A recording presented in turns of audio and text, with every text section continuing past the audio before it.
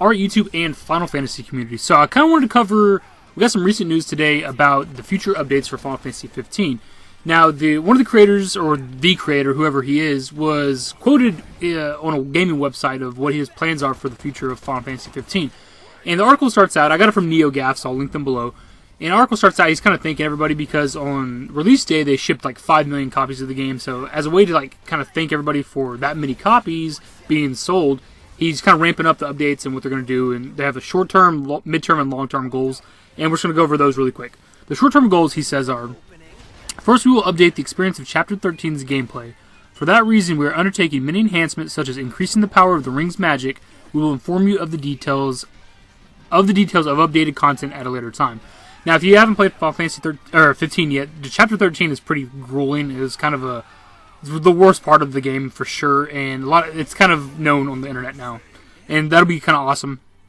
Midterm goals: updating the production of the second half of the game, further enhancing the experience of the story.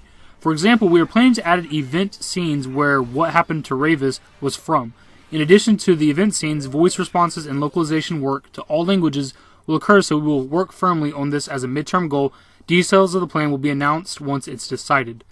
And then the long-term goals: we will make it possible to use important characters that appeared in the main game as playable characters. We will also consider adding an avatar system to create original characters.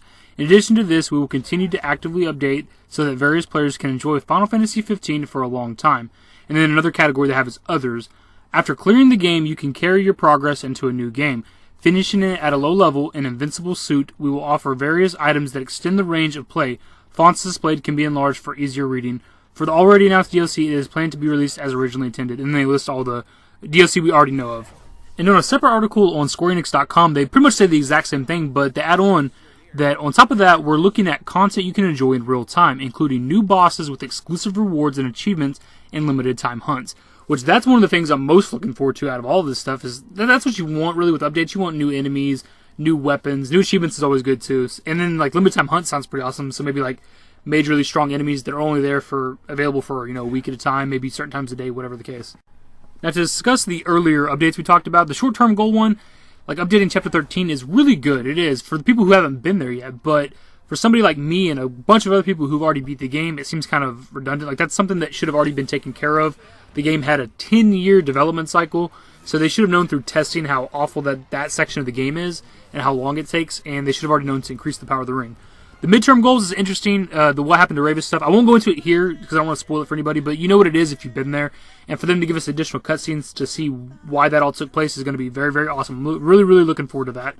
And then long-term goals, the ability to have other playable characters is very intriguing to me because the entire game is based around, you and your 3 companions, your 3 friends, doing what y'all are doing. I don't want to talk about the story here, but to be able to use additional characters seems kind of odd because does that mean they're going to have to redo like every like cutscene, like the actual video cutscenes, and add in these playable characters that you might have with you? And then whenever there's like actually like dialogue scenes and stuff where they're talking, are they getting additional dialogue scenes if they happen to be with you? Or are they going to throw their opinion into whatever the situation may be? It seems kind of intriguing, and there's a list somewhere. I didn't want to go into the list of the playable characters because people might not be there yet, but some of the characters are very interesting. I was wondering if they were going to be able to be playable at all, and it seems like they might be in the future, which I'm definitely looking forward to. Hopefully the video was very informative for you guys. The articles will be linked below if you care to give them a read yourself. If you're willing to enjoy the video, a thumbs up is always appreciated. Subscribe to the channel if you guys are new. Follow me on Twitter. My social networks are also linked below. Later.